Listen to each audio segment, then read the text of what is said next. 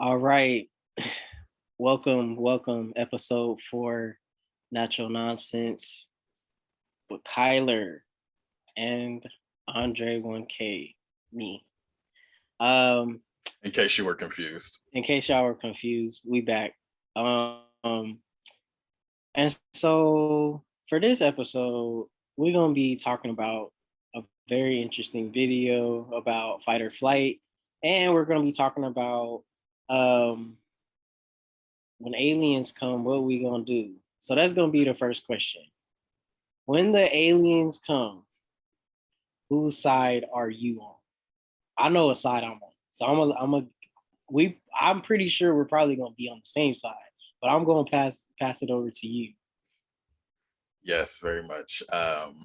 So should the aliens, if and when the aliens come, I'm going on wax on the record. I don't care if they're organic, if they are robotic, if they're humongous, or if they are tiny. I'm siding with them because Oh, one no of the doubt. one of the most important things I've ever read, or it's kind of maybe like some sci-fi fan fiction, but people are like, if they found us first, they're more advanced than us. So what do I, Kyler Nathan the Fourth, what do I look like going to war with them? Nah, that on behalf of the human race. Of humanity? Like I don't know about that, because if we gonna start this podcast off keeping it a brick, do we know that the aliens gonna be on worse shit than humans are? Because look at our Might human as leaders well. right now. Might as well try it out. Hey, Might not be that bad. I don't know. I don't think it's guaranteed to be a bad time. And if it is a bad time, I don't know how much worse it is. because what would they That do? Experiment on us? we wouldn't have to pay for it.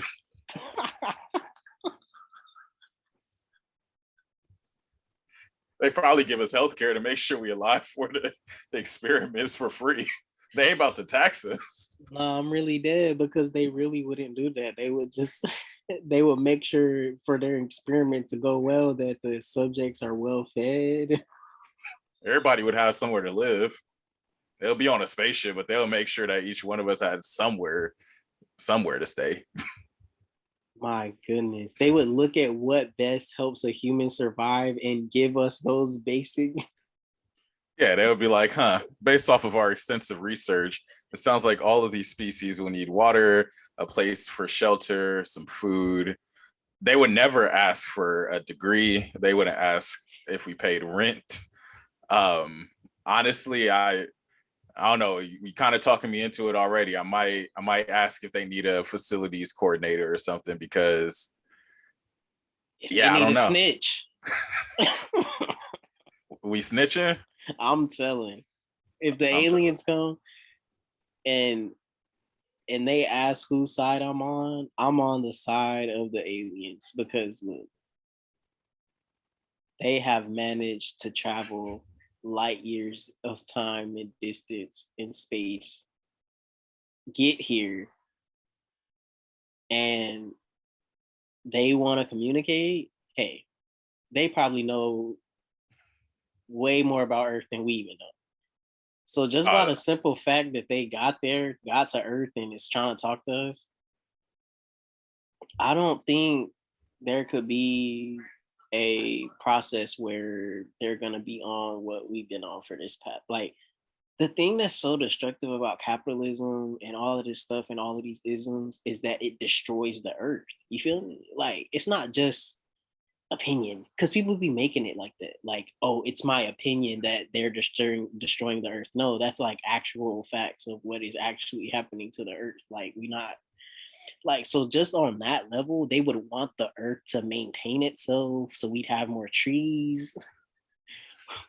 You know what I'm saying? Like, oh, there's essential species that help the planet function. Let's save those essential species. we might need those. I don't know why they have this shopping mall here, but I think we could use some trees in this area.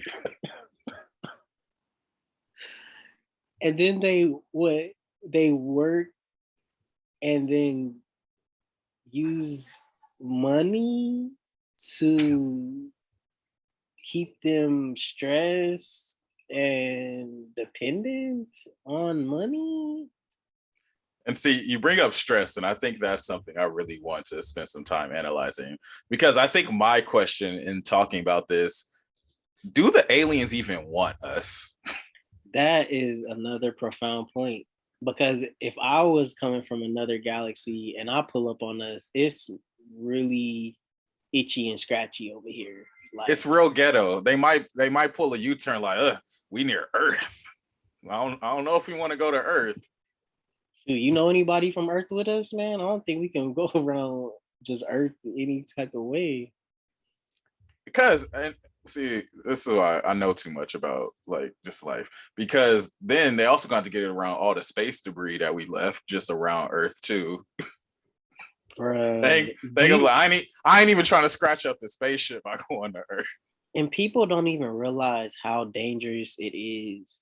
Like, if just even a little minuscule particle, because it's going so fast in the orbit, it will annihilate whatever is going through it. That's why they made the Space Force. Like, people was laughing. I mean, even me, I'll gave it a chuckle or two. But when I started looking into it, I was like,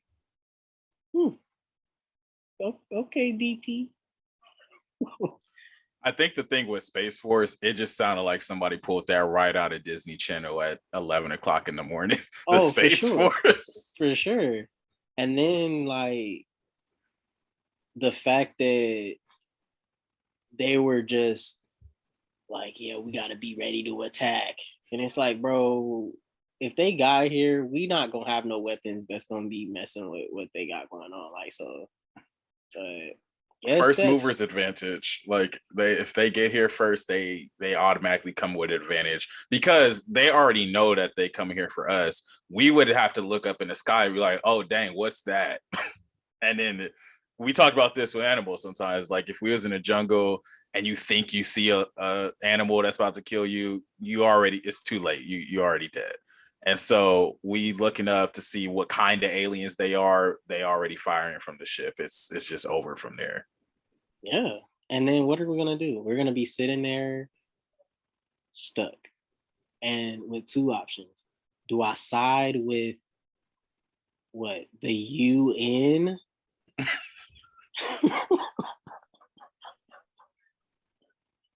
I trust the UN to come up with a good resolution. Absolutely not. I trust Joe to lead me against the aliens. Hey, I know one thing. Depending on where people choose up, I know that we're gonna be on the side of history because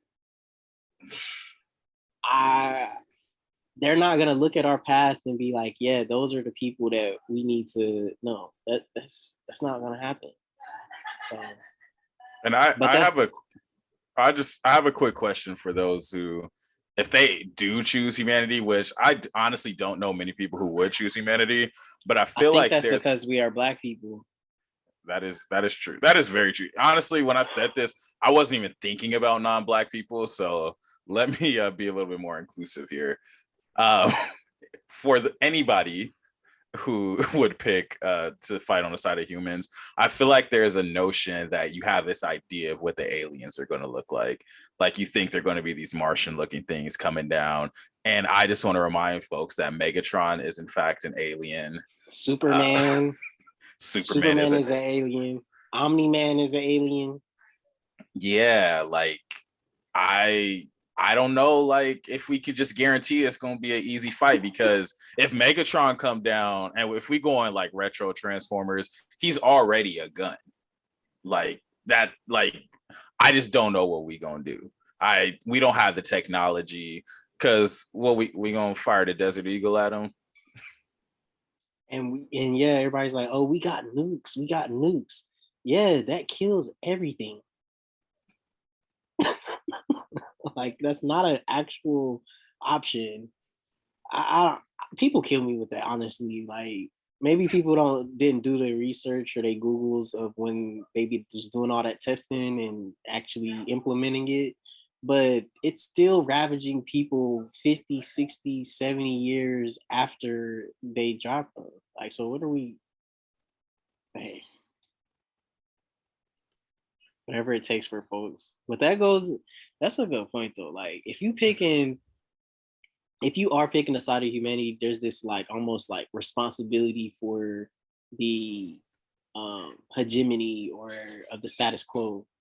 Like, and it's like honestly, I don't mess with the status quo or the hegemony of what's happening. So if this is what it takes for us to rethink our existence on the earth, cool. And I'm pretty sure we'd have more fresh water and food for kids, for children. The So use. hey, for the youth. So hey, I'm down. But that, that goes into the next point, talking about fight or flight. And there's this video I had sent Kyler, because me and Kyler be DMing each other TikToks we think are humorous or interesting, you know what I'm saying? But I sent him one and it was talking about a, I'm guessing a gazelle or one of those type of hoofed animals that's in the African savannah, and talking about like how they're in a constant state of trauma because of their existence. Like, there ain't no house for them to go into at night. There ain't no car for them to go into at night. They just out all day, and they know the lions is near them, and hyenas and cheetahs and jaguars and so it shows just about how, like, you know people that look at those situations, you think, oh, they're constantly just scared all the time, but they be chilling. I've seen them. I've went to a safari park recently, saw some of them. They was just chilling. They be chilling in the sun and relaxing.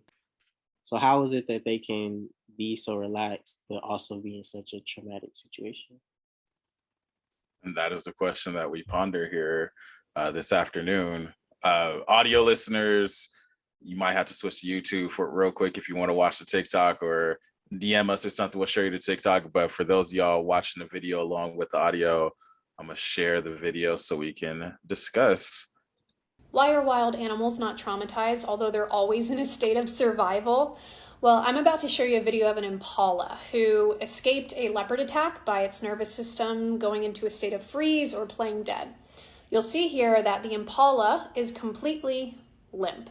Its eyes are glazed over, it is not conscious, it is not present, and its belly is not even really breathing, so it's barely breathing. And then here's the hyena chasing off the leopard even more. So sweet. They saved the impala. Now, in a moment, you'll see the impala take a deep breath into the belly. Woo, there it is, the big breath. Now, your nervous system has 3 states: freeze, fight or flight, and safety and connection. And think of it like a ladder. In order to get from this frozen dorsal state of freeze, you have to go through fight or flight to get up to regulation. So animals do this naturally. And what they have to do is you have to discharge all the fight or flight energy from the body in order to get up to regulation. And so that's what this animal is doing by shaking. Now, as humans, because we're so well tamed, we often push down our fight or flight energy or emotions of anger, fear, anxiety. We suppress it and we don't express it and release it from the body in a healthy way. Now this impala is regulated, he's off to the watering hole to play, and that's because he allowed his nervous system to complete the full cycle, which we don't often do. Hi, leopards. For audio listeners, the TikTok user is Heal with Brit. That's HEALWITHBRITT. And Brit is a trauma-informed coach. But yeah, let's get into the video.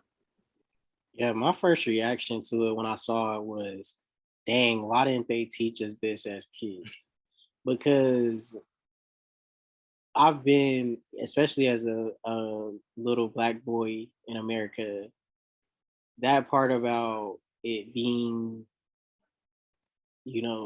tamed out of us, that was a very specific usage of words, Very. especially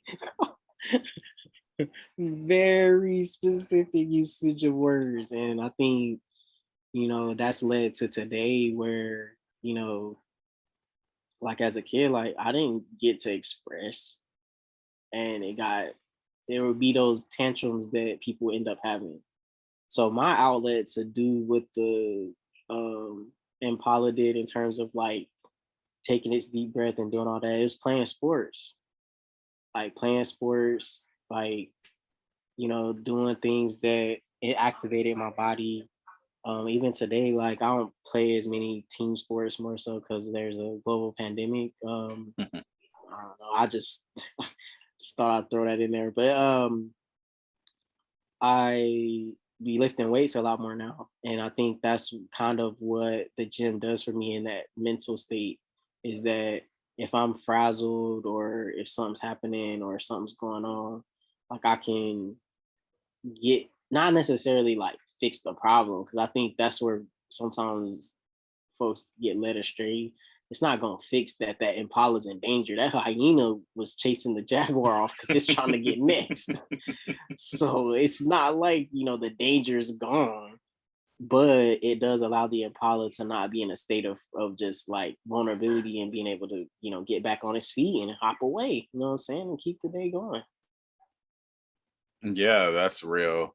I think the part of the video that stood out to me most, even like the second time watching it through, was the part where she was talking about, or they were talking about, when the animal was like shaking, like getting rid of that like last fight or flight. Because I think that's something that I do subconsciously and don't even think about. Like if I'm like real pissed off or real like just worked up, or even if I like freeze for a little bit, and whether it's anxiety, whatever might be taking over, like just a little like something to like just shake off the nerves, I guess is what a lot of people call it.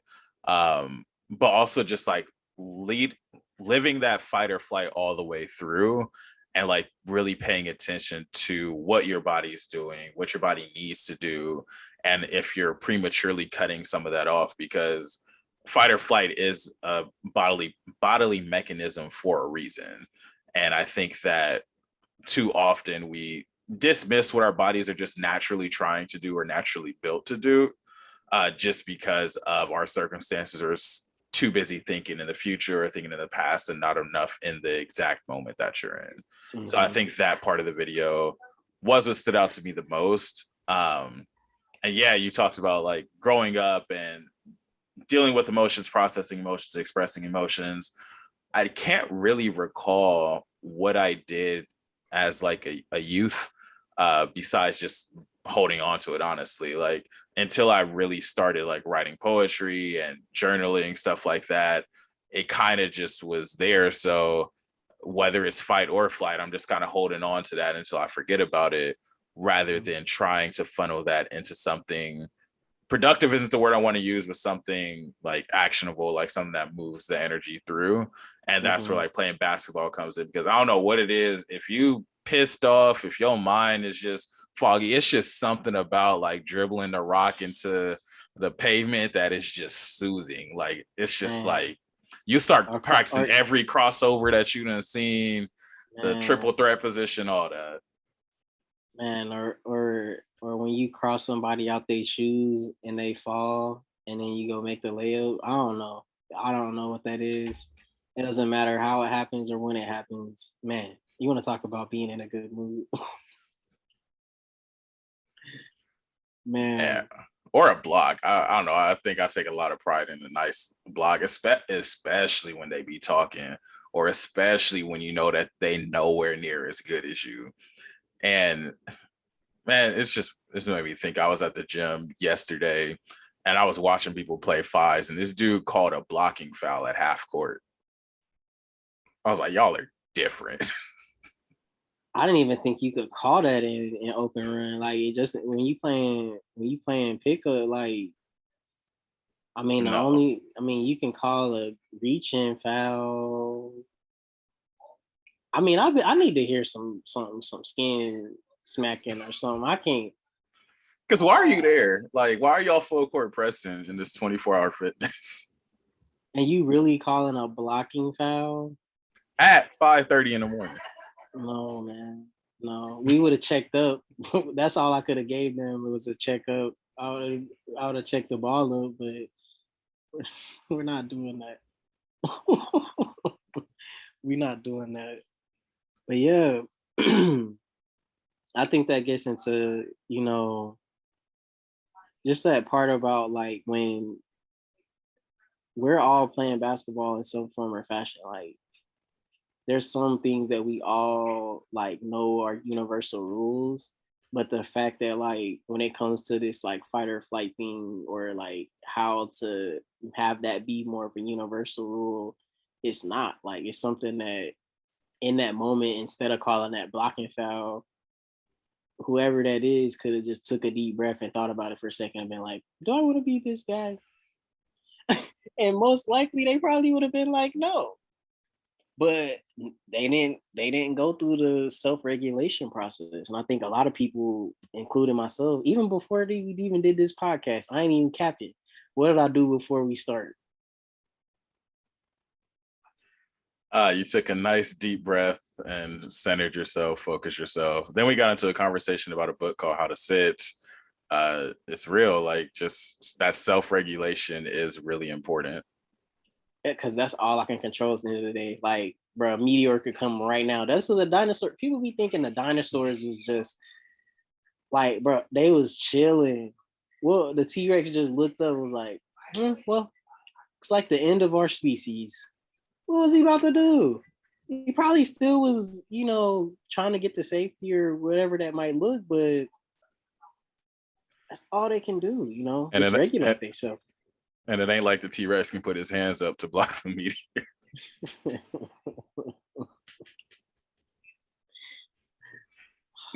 It's so funny because like there's so many theories on what their hands and arms actually did and whether they had feathers there or they were chicken wings or whatever.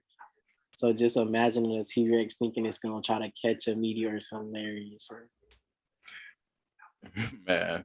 But I do want to talk a little bit more about that self-regulation piece, because I think that's something that I always felt pretty confident in, but the more that you practice it and can be intentional about it, I think the more it can do for you. And in the book I'm reading, How to Sit, there's a couple pages that talk about just how like that moment where you stop to take an intentional breath, it's like recentering your mind, your body, like your lungs, all of that, because you're thinking, okay, let me breathe in, let me breathe out, and your body's just taking care of the rest. And it's those moments that make you really realize, like, dang, I'm thinking about scenarios that haven't happened yet. I'm thinking about stuff 10 days from now, 7 days from now, as well as 3 weeks ago. And taking that time to take that intentional breath can really center you in a moment, focus you in the moment, and just exist and realize, just like, of course, time is a construct, blah, blah, blah, whatever. But just realize how much time that you have. Like, if you have like an hour before the next thing you have to do, that's a lot of rest you can give your body. That's a lot of self-regulation you can give your body, just time for your body to reset, let whatever is going on out, and start skipping like the homie from the TikTok.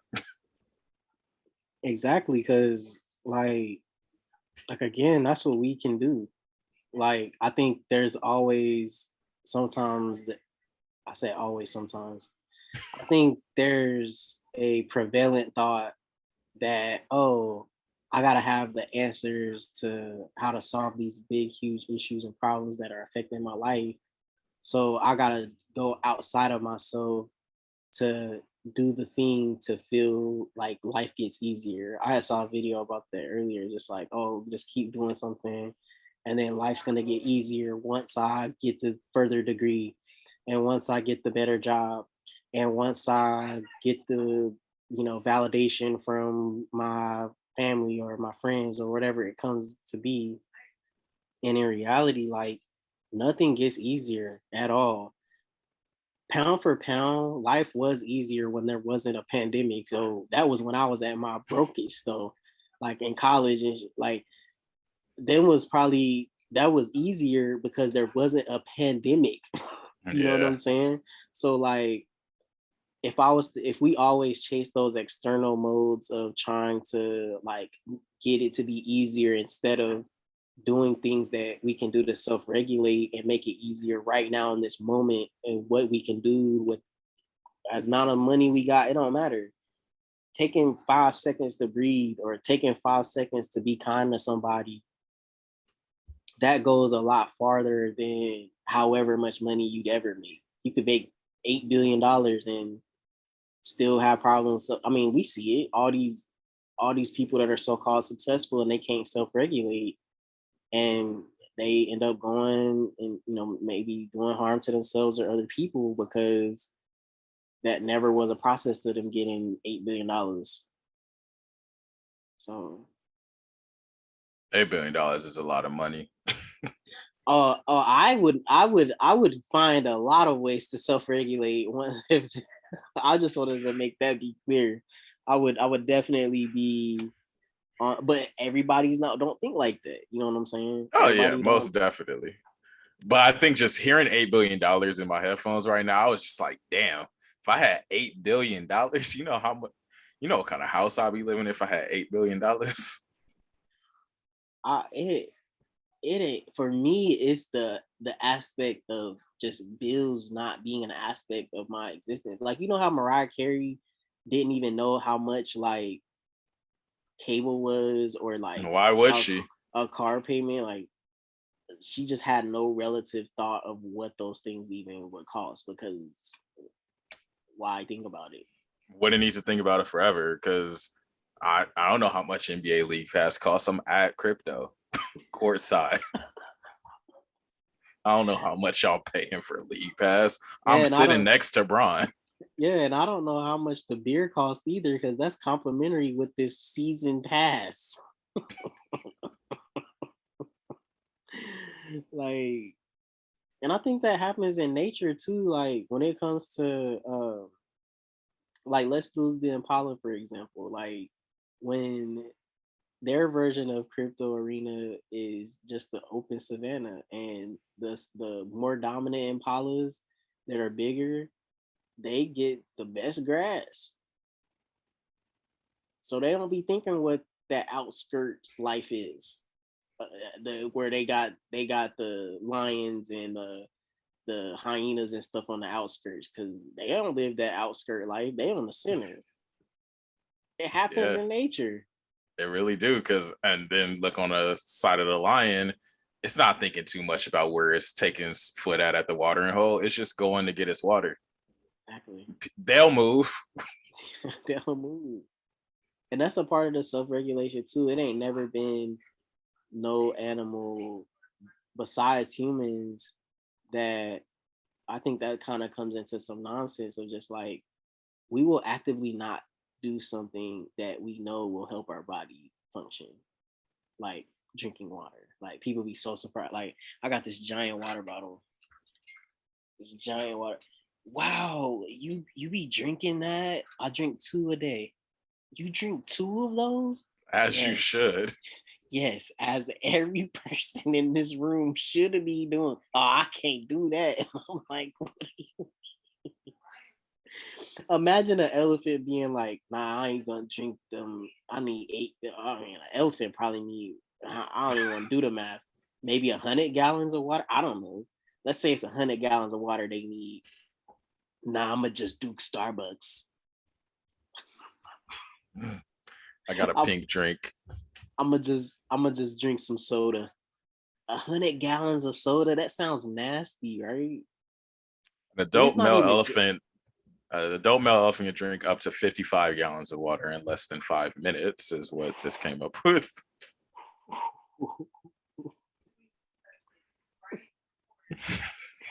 Whoa. Five Each minutes? each trunk full may amount to between 4 and 8 liters of water. I'm American. How much is that? No, I'm just kidding.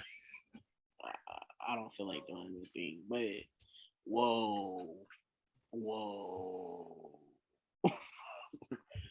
But yeah, it's not even judging. Like, drink your coffee, drink your tea, but like, drink also that much water though. Like, that's all. That's all we need to be doing. And then I think folks' mental state, and all of that. It's not that things get easier though.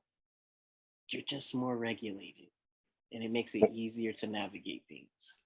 More regulated and definitely more mindful too, because I think especially like studying cognitive science in undergrad and taking like classes on like language and cognition and just how the words people use, like what does that even mean? Because I still to this day think that people undervalue how much power there are in the words that we use. And one of the things I'll always call my friends out on is if they say like, oh, I don't have time to eat. Like, you can make time to eat, like, and that's not negating the fact that yes, there are going to be days where you're very busy and maybe you don't want to stop to eat, but you can make time to eat. You can make time to drink water. You can make time to get some rest, because at the end of the day, as much as we live in this capitalist society, you still have to make time for you to be able to exist in this society. You have to make time to get your body some rest. You have to make time to connect with people. You have to make time to eat, to sleep, to drink water. All that is really important. Yeah, and just to go off what you're saying, if you don't do that first, how can you build community? How Yeah. can you have the energy to deal with the natural pitfalls that come with dealing with other people that aren't you? The only way to deal with that is to come into the situation self-regulated as much as possible with things that we can do with our time. Like, especially when it comes to food insecurity, when it comes to all of those different things, like those are very, very important issues to overcome, because I've said it for years that one of the biggest things they did when they, did segregation that really, really harmed how the black community was suddenly it was like okay to starve black kids.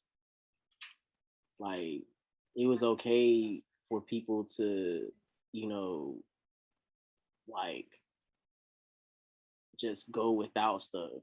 But that wasn't a part of how things were for thousands of years.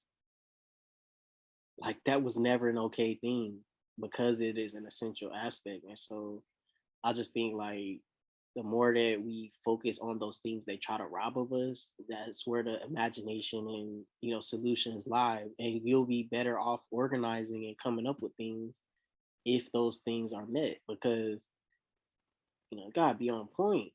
You know what I'm saying? And there's also space for like, not being perfect. It's not about perfectionism, but it's like if you go about your day and say, I need 64 ounces of water a day, you're gonna at least try to get to half just off of effort. And maybe you don't get to the full 64 ounces, but hey, your that's what you were shooting for, versus Yeah. like, oh, I'm just not gonna try because I don't have time, or it's something that's a little scary, or it's new, or it's a new behavior or a new habit, and it takes me out of my comfort zone. Because like that comfort zone is kind of where that Impala was when it was just sitting there. But if it keeps sitting there, that hyena gonna come back. Yeah. Gotta get up and continue to live life.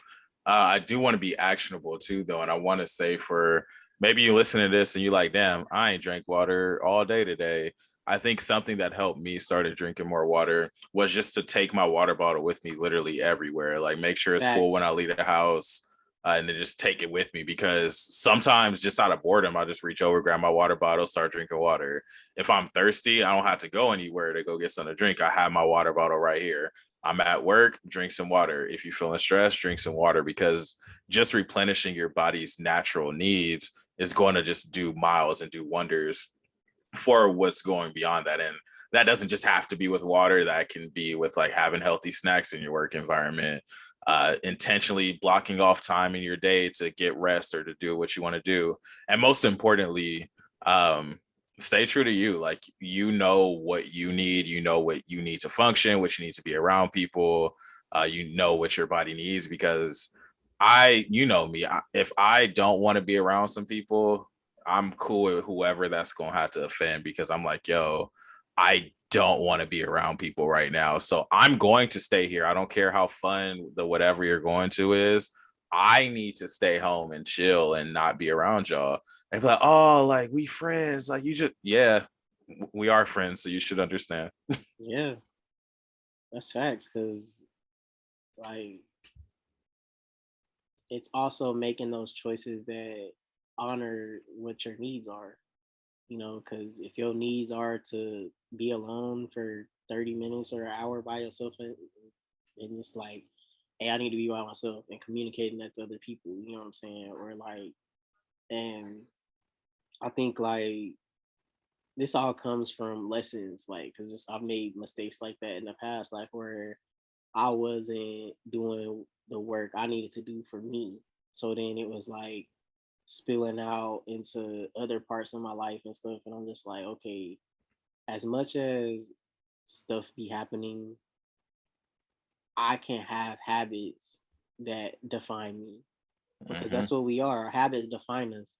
And the things that we do, if I wrote down everything I did every day, I the I've had a lot more satisfaction and gratitude when I actually write that down and I'm like, dang, I did some stuff today. You know what I'm saying? Versus like, oh, I really just spent 24 hours on my phone and watching Netflix. That's not wrong, but I didn't do that intentionally. Because it's different Yeah. when it's like, oh, tomorrow, oh, I got the day off. Oh, I'm intentionally getting up at 9 a.m. and I'm going to watch as many Marvel movies as I want to. That's a whole nother thing than mindlessly kind of like, oh, I'm just gonna just do whatever all day. Yeah, that's real. And I think that over the last couple years, since we had so much time to like watch TV and absorb content, there's a lot out there that you can plan to watch. And there's also a lot out there that allows for people to just fall into the trap of just ending up on the couch watching Netflix all day. But rest is important and rest is active. I know the last thing I Facts. want to talk about was like what knowledge you could take from this and like kind of next steps moving forward. I think the most impactful thing I've learned over the last few years is that rest is an activity, rest is something productive.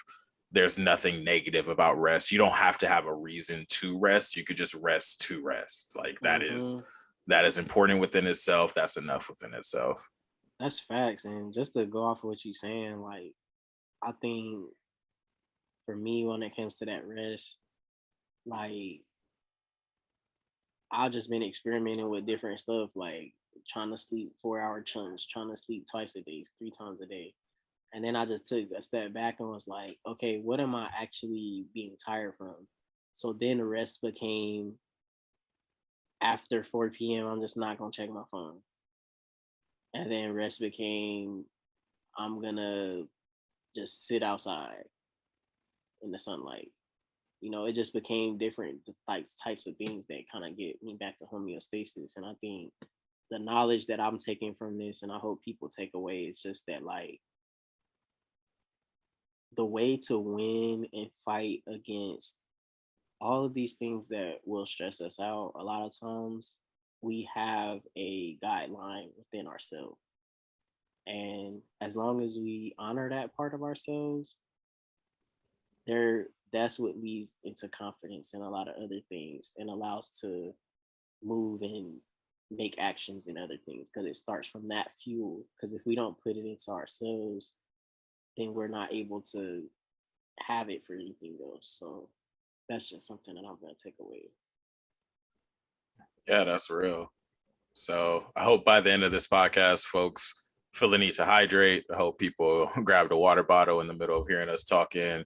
Or Maybe do you planned nothing at out all.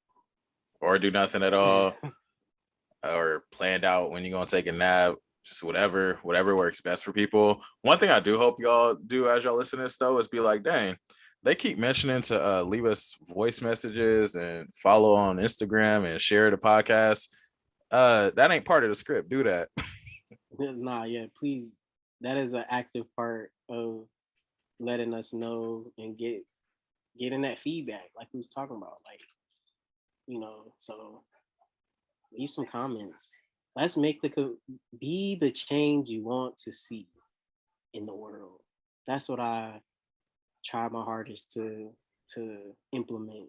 Is just like, if you want something to be different, if we want Instagram to be different, we want TikTok to be, we want the culture of social media to be different. Let's start it with just 5 people. That's all it takes, and then that five multiply. Yeah. Next episode might be on being a change you wish to see in the world and Yeah. how he can funnel like Instagram and stuff to do all that, because this I'm not gonna start an hour-long tangent about this right now. Because that would be a little too easy. Nah, I feel it, bro. But yeah, just in closing, thank y'all again for tuning in. Natural Nonsense, Kyler, 1K.